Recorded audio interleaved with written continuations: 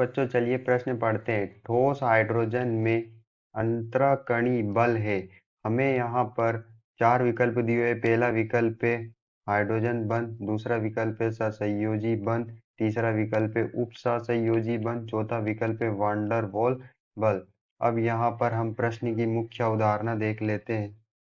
तो हमारे प्रश्न की मुख्य अवधारणा होगी ठोस हाइड्रोजन ठोस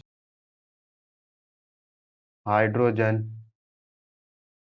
H2 जो होता है वह अध्रुवीय अणु है। ठोस हाइड्रोजन H2 जो होता है वो कैसा अणु होता है? अध्रुवीय अणु होता है। यहाँ पर हम ठोस हाइड्रोजन में अंतर्गणी बल को हम अपने प्रश्न के विकल्प से चेक कर लेते हैं। हमें पहला विकल्प दिया है हाइड्रोजन बंध। तो हाइड्रोजन बंध जो होता है वह अधिक विद्युत ऋणी तत्व जैसे Cl- F fluorine minus oxygen -2 में पाया जाता है।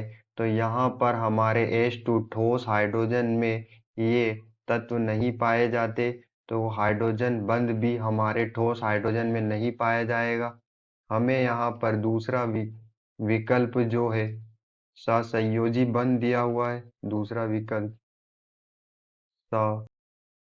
सहसंयोजी बंध है।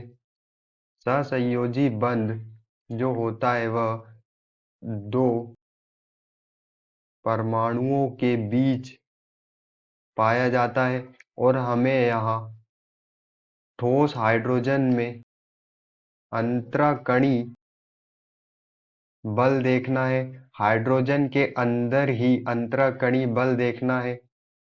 हमें यहाँ पर तीसरा विकल्प जो दिया है वो उप सहसंयोजी बंध है। उप सहसंयोजी बंध दिया हुआ है।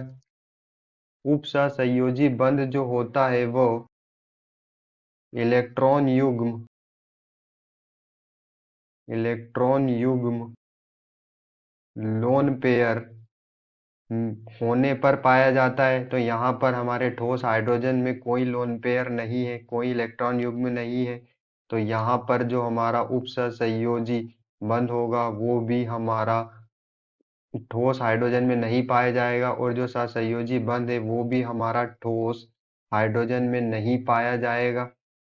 हमें यहाँ पर चौथा विकल्प दिया हुआ है वांडर वॉल बल।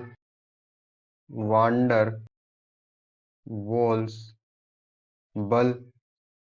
वांडर वॉल्स जो बल होता है वह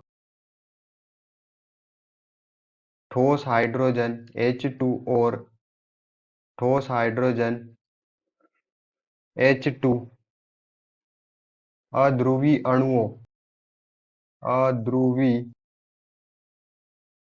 अणुओं में पाया जाता है। हमारा जो वांडर वॉल बल जो होता है वह अध्रुवी अणुओं में पाया जाता है, और यहाँ पर हमारा ठोस हाइड्रोजन जो है अध्रुवी अणु है। तो यहाँ पर हम अपने ऑप्शन चेक कर लेते हैं। हमारा जो फोर्थ ऑप्शन है डी वांडर वॉल्स बल, यहाँ हमारा आंसर होगा। आशा करते हैं आपको समझ में आया होगा। धन्यवाद।